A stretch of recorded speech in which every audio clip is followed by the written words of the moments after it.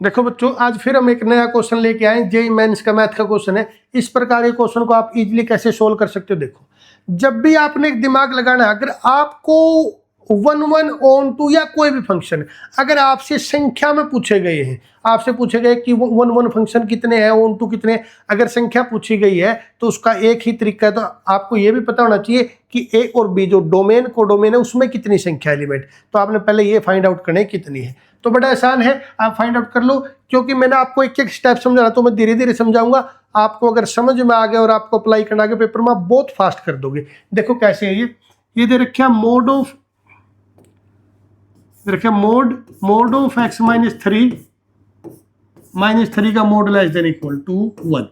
अब मोड की बात समझो, अगर मोड किसी से लेस देन इक्वल टू 1 है, अंदर जिसका भी मोड, ऊपर एक मोड लगा हुआ ना, अंदर वाली जो स्टेटमेंट है वो जो भी अंदर स्टेटमेंट, उसको एज इट इज लिख दो, बिलोंग करेगी यहां पर जो है उसके नेगेटिव और पॉजिटिव के बीच में।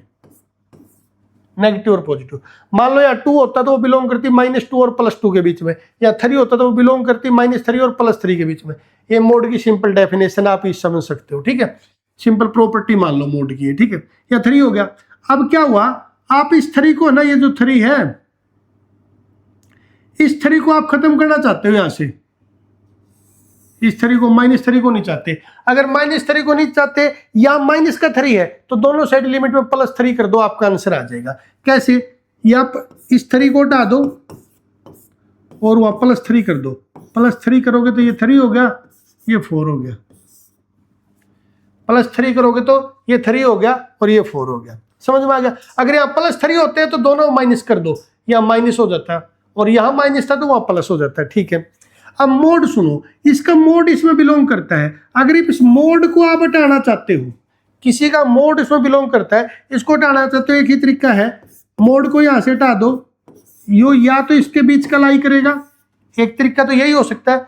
दूसरा ये भी हो सकता है कि ये नेगेटिव हो, क्योंकि देखो प्लस का है तब तो मोड इसके बीच में आ ही जाएगा, लेकिन माइनस का होगा, मान लो देखो इसके बीच में 3 है और इसकी वैल्यू 3 है, तो 3 का मोड 3 आएगा, कोई दिक्कत नहीं। लेकिन अगर इसकी वैल्यू -3 हुई, अगर इसकी वैल्यू कितनी हुई, -3 हुई,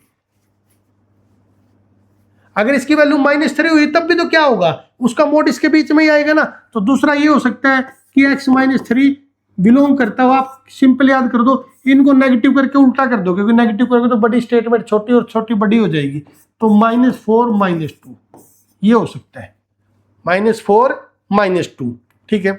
तो यहां से जो वैल्यू निकलेगी, अब 3 को फिर कम करना चाहते हो, अगर आप 3 को कम करना चाहते हो, दोनों में 3 ऐड कर दो, दोनों में 3 ऐड करोगे तो देखो 4 में 3 ऐड, मैं बार बार बोल रहा हूँ, यहाँ माइनस है तो वहाँ प्लस होगा, यहाँ प्लस है तो माइनस, 3 इसमें ऐड करोगे तो बनेगा -1 और ये बनेगा +1, या तो x -1 और +1 के बीच में आएगा, और यहाँ 3 ऐड करोगे तो ये बनेगा,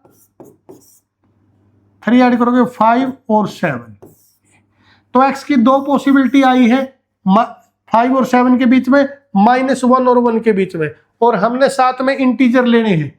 तो ऐसे इंटीजर बताओ कौन से हैं जो -1 और 1 के बीच में हो और 5 और 7 के बीच में हो। तो a की जो वैल्यू है -1, क्योंकि क्लोज ब्रैकेट है तो खुद -1 और 1 भी शामिल होंगे, तो या तो -1 हो सकता है या 1 हो सकता है, बीच में 0 भी हो सकता है ना। इन दोनों के बीच में जो इंटीजर है वो आपका 0 भी हो सकता है।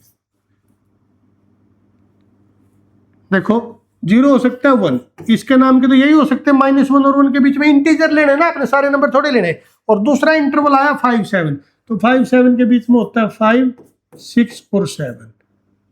कुल मिला के ये 6 नंबर आए हैं जो अपने सेट में हो सकते हैं। अब बाकी को हटा दो यहां से, बस हमें यही चाहिए था कि ए में कितने हैं। इसी प्रकार से चाहिए हम बी में चाहिए। बी देखो क्या है,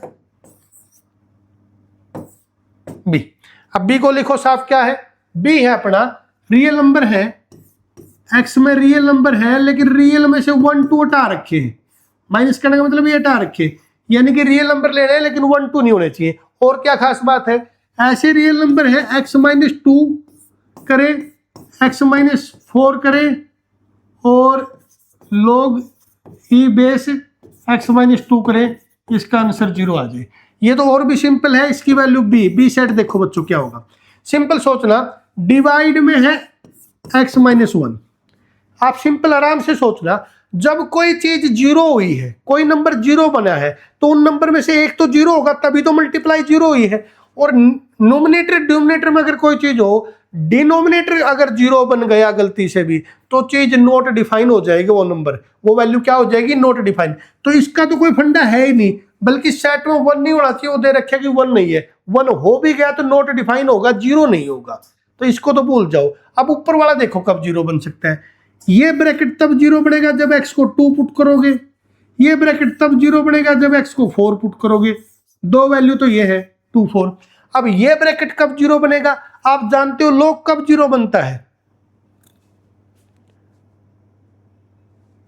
log जीरो किसके ऊपर लेता है, log 1 के ऊपर जीरो लेता है। log की वैल्यू जीरो कब आती है, जब आप अंदर क्या पुट कर दोगे 1। तो ये 1 कब बनेगा, x माइनस 2 1 कब बनेगा, जब x की वैल्यू 3 पुट कर दोगे। x की वैल्यू 3 पुट करोगे 1 बनेगा, log 1 की वैल्यू 0। तो अपनी 3 जीरो बन सकती है, x equal to 2, x equal to 4, x equal to 3। इनमें से कोई भी पुट करोगे एक जीरो बन जाएगी, बाकी कुछ भी बना रहे मल्टीप्लाई जीरो आएगी। तो आपके आंसर 3 है। लेकिन स्टेटमेंट में बोल रखे 2 नहीं लेना, 1 भी नहीं लेना, लेकिन 1 तो अपने आंसर भी नहीं आया, वो तो बस इसलिए बोल दिया ताकि डिफाइन हो जाए, तो 2 नहीं लेना। तो ये सवाल कट गया। तो आपके पास दो ही ऑप्शन बच गए, या तो आप 3 ले सकते हो या 4। ठीक है, अब इसको भी हटा देते हैं। अब बी को यहां रख लेता हूं मैं, 3 4। ये निकाल लिया आपने, यहां तक की आपकी मेहनत लगेगी निकालने में। अब सुन लो ध्यान से, ऑन टू फंक्शन निकालने का फॉर्मूला सुन लो। आपको ये सकल सूरत से मतलब नहीं, संख्या में एलिमेंट चाहिए कितने हैं। अब सुनना बच्चों, number of onto function का फॉर्मूला सुन लो ध्यान से। आपने कहां से कहां तक निकालने हैं, स्टेटमेंट दे रखी ए से बी तक के ऑन टू निकालो। क्या निकालो, ए से बी। तो आप पीछे से शुरुआत हो जाओ। बी में देखो कितने एलिमेंट है, बी में कितने एलिमेंट है, 2। तो आप 2 लो, संख्या गिननी है नहीं कितने, बी में कितने एलिमेंट है 2, तो आप कितने लो 2। ए में कितने हैं 6, ए में 6 एलिमेंट, तो 2 की पावर 6 कर दो। 2 की पावर 6 कर दिया, माइनस का निशान, बड़ा ब्रैकेट लगाओ, बड़ा ब्रैकेट लगाओ। तो ए की पावर क्या करना है, बी में जितने एलिमेंट है वो, और पावर में ए में जितने एलिमेंट है, बी में जितने एलिमेंट है उसकी पावर में ए के जितने एलिमेंट है। अब आगे देखो क्या होगा, जो बी, अब ए को भूल जाओ, बी में जितने एलिमेंट है 2, 2c1 कॉम्बिनेशन चलेंगे। अब आपके 2c1, इन दोनों का डिफरेंस कर दो, 2 में से 1 घटाओगे और पावर में फिर 6 कर दो, आगे माइनस का निशान, फिर आगे क्या आना था 2c2, निशान ऐसे आएंगे, एक माइनस का एक प्लस का, 2c2। 2 में से 2 घटाओगे क्या होगा 0, पावर में 6। जहां पर 0 आ जाए वहां आप रुक जाओ, 0 कहीं पर भी आ जाए वहां रुक जाओ। मान लो ये यहां पर 3 एलिमेंट होते, तो 3c1 3 माइनस 1 होता है एक बारी, फिर 3c2 3 माइनस 2 होता, 3 माइनस 3 पे 0 आते वहीं रुक जाते। निशान ऐसे चलेंगे, प्लस माइनस बार माइनस करेगा। तो फॉर्मूला आप समझ गए होगे। अब निकाल दो यहाँ पे 2 की पावर 6, 2 की पावर 6 आपको पता कितना होता है 64। ठीक है, अब ये देखना, ये तो 0 हो गया तो सवाल में खत्म हो गया। ये देखो ये क्या हो गया 2c1 2 होता है, ये क्या बच गया 1, 1 की पावर 6, ये भी 1 होता है, माइनस में 2, 64 में से 2 गए तो कितना बच गया 62। तो इसका आंसर आएगा 62। ये फॉर्मूला आपने पढ़ा होगा, नहीं पढ़ा हो तो आप पढ़ लेना बुक में से। अगर फिर भी ना समझ में आए तो कमेंट में बता देना, दोबारा समझा देंगे। ठीक है बच्चों, अगर आपको भी ऐसे क्वेश्चन अच्छे लगते हैं, मैथ का सोल्व करना अच्छा लगता है, तो प्लीज़ इस वीडियो को लाइक कीजिए। ऐसे ही क्वेश्चन मैं आपको इस चैनल पर करवाऊंगा। मिलते हैं नेक्स्ट वीडियो में। Thank you.